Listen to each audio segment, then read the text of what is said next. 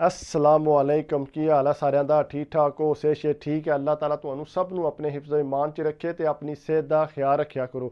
ਕੁਝ ਗੱਲਾਂ ਇੰਜ ਦੀਆਂ ਹੁੰਦੀਆਂ ਨੇ ਜਿਹੜੀਆਂ ਜਾ ਕੇ ਸਿੱਧੀਆਂ ਦਿਲ ਤੇ ਵੱਜਦੀਆਂ ਨੇ। ਤੁਹਾਨੂੰ ਪਤਾ ਹੈ ਪਰਦੇਸ 'ਚ ਹਜ਼ਾਰਾਂ ਬੰਦੇ ਐਸੇ ਨੇ ਜਿਨ੍ਹਾਂ ਦੀਆਂ ਉਮਰਾਂ ਜ਼ਿਆਦਾ ਹੋ ਗਈਆਂ ਨੇ ਤੇ ਉਹਨਾਂ ਅਜੇ ਤੱਕ ਸ਼ਾਦੀ ਨਹੀਂ ਕੀਤੀ। ਸ਼ਾਦੀ ਇਸ ਵਜ੍ਹਾ ਤੋਂ ਨਹੀਂ ਕੀਤੀ ਨਹੀਂ ਕਿਉਂਕਿ ਇੱਥੇ ਮਜ਼ਦੂਰੀਆਂ 'ਚ ਖੁੱਭ ਗਏ ਨੇ ਤੇ ਉਹਨਾਂ ਨੂੰ ਸ਼ਾਦੀ ਦਾ ਟਾਈਮ ਨਹੀਂ ਲੱਗਾ। ਇਸੇ ਤਰ੍ਹਾਂ ਇੱਕ ਜਵਾਨ ਆਇਆ ਇੱਥੇ, ਉਹਨੇ ਪੁੱਛਿਆ ਭਈਆ ਕਿਤਨੀ ਉਮਰ ਹੋ गई है? कहता 35 साल। तो कहता भैया बच्चे कितने? नहीं कहता यार बच्चे कि तू आई मैं शादी नहीं की। वो कहता तो भैया क्यों नहीं शादी की?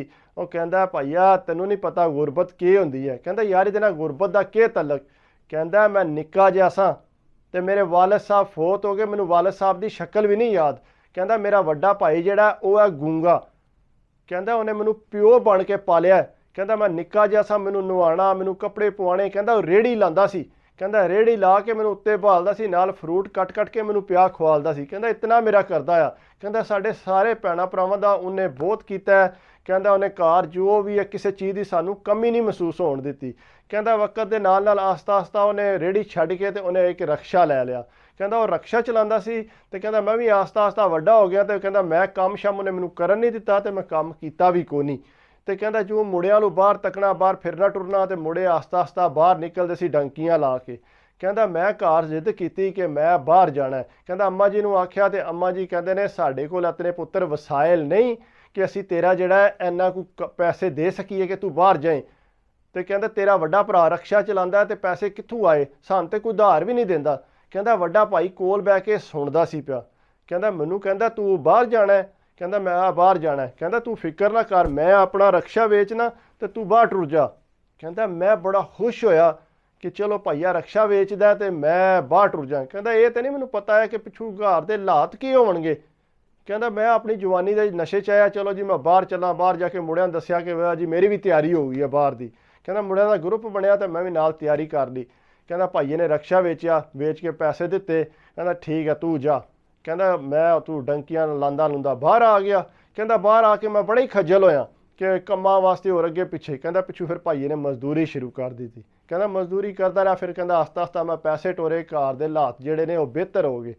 कहता बेहतर होए तो मैं अई इत्थे सा ते वड्डा भरा मैनूं कहता शारियां च मेरे नाल गल करदा ते कहता मैनूं कहता तू वापस आ कि तेरा विआह करिए, तेरे वास्ते लैके आवीए। कहता मैं हा तुसीं कुड़ी तक्को। कहते असां तक्की है तू आ।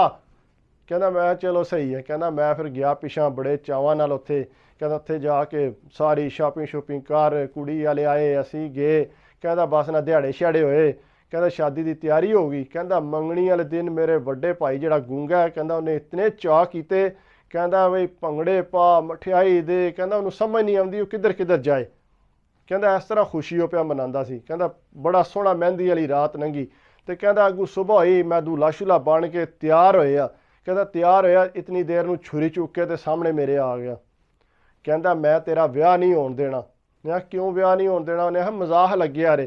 कहता आपू सारे चाह करन वाला। कहता नहीं मैं तेरा विआह नहीं होण देना। क्यों नहीं विआह होण देना? कहता पहला मेरे वास्ते लैके आओ फिर तेरे वास्ते।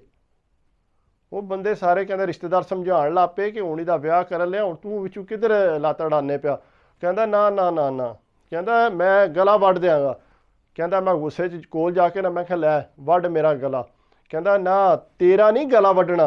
कहता वड्डांगा तेरी जनानी का जिहड़ी तू लैके आवेंगा। कहता वो सारे घबरा गए। कहता ना गल्लां गुल्लां ला के कमरे च खड़ के ते बाहरों कुंडी ला दी। चलो इनू इत्थे रहन दो तो चलो जाके लै भी आपे ठीक हो जाएगा।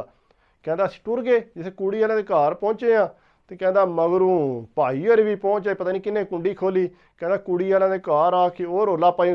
कहता जे तुसां विआह कीता इहदा ते कहता इहदा मैं राती गला वड़ देंगा। कहता वो वखरी टेंशन बन गई उत्थे। कुड़ी वाले घबरा गए। वो कहते ना ना सानू माफ़ करो असां कुड़ी नहीं देनी। कहता ढेर उन्होंने समझाया, बंदे पाए कोई नहीं है निकाह कर दिओ ते आपे बाद च लै जांगे, इनू समझा लैने। कहते ना ना ना असां कुड़ी नहीं देनी। जे कुड़ी ने मार दित्ती तो फिर कहते आपू आंदे चंगा भला सियाणा है, हुण नहीं समझदा पिया ते केड़ी गल है। वो जनाब उन्हें कोना कुड़ी दी। घर आ गया। घर आके कहता मैं भरा नाल नाराज़ होया, लेकिन कहता मैं फिर सोचा कहता जिन्ना मेरे वड्डे भरा ने मेरा कीते है तो कहता मैं इहदे किस तरह नाराज़ हूँ। कहता मैं कोल गया शामी जाके उहदे हत्थ चुम के तो मैं क्या मैं माफ़ी चाहना इंज। कहता भी वड्डे भाई दे बड़े रिश्ते ढूंढे ने। कहता कोई बंदा भाईए नूं रिश्ता देण नूं राज़ी नहीं सी। ਕਹਿੰਦਾ ਕੋਈ ਰਿਸ਼ਤੇਦਾਰ ਨੇ, ਕੋਈ ਨੇ। ਕਹਿੰਦਾ ਯਕੀਨ ਕਰ ਮੈਂ ਕਿੰਨੀ ਦੇਰ ਰੋਂਦਾ ਰਿਹਾ। ਕਹਿੰਦਾ ਉਹਨੇ ਮੈਨੂੰ ਚੁੱਪ ਕਰਾਇਆ। ਕਹਿੰਦਾ ਪਰ ਮੈਨੂੰ ਕਹਿੰਦਾ ਜਾ ਤੂੰ ਲੈ ਆ, ਤੂੰ ਲੈ ਆ, ਹੈ ਹੀ ਹੈ। ਕਹਿੰਦਾ ਮੈਂ ਕਿਹਾ ਨਾ ਮੈਂ ਨਹੀਂ ਲੈ ਕੇ ਆਉਣੀ। ਕਹਿੰਦਾ ਮੈਨੂੰ ਆਂਦਾ ਨਹੀਂ ਨਹੀਂ ਮੈਂ ਤੇਰੇ ਨਾਲ ਜਾਣਾ ਤੇ ਤੂੰ ਲੈ ਆ। ਕਹਿੰਦਾ ਮੈਂ ਕਿਹਾ ਨਹੀਂ, ਮੈਂ ਕਹਿੰਦਾ ਮੈਂ ਇਸ਼ਾਰੇ ਨਾਲ ਕਿਹਾ ਮੈਂ ਨਹੀਂ ਲੈ ਕੇ ਆਉਣੀ। ਕਹਿੰਦਾ ਮੈਂ ਕਿਹਾ ਮੇਰੇ ਭਰਾ ਦਾ ਦਿਲ ਦੁਖੇ, ਇਹ ਨਹੀਂ ਹੋ ਸਕਦਾ। ਕਹਿੰਦਾ ਫਿਰ ਬੜੀ ਅੱਗੇ ਪਿੱਛੇ ਦੌੜ ਭੱਜ ਕੀਤੀ ਤੇ ਇਹ ਹੋਇਆ ਕਿ ਭਰਾ ਵਾਸਤੇ ਰਿਸ਼ਤਾ ਸਾਨੂੰ ਲੱਭ ਗਿਆ। ਕਹਿੰਦਾ ਰਿਸ਼ਤਾ ਲੱਭਾ, ਫਿਰ ਉਹਦੇ ਭਾਈ ਦੀ ਸ਼ਾਦੀ ਕਰਾਈ।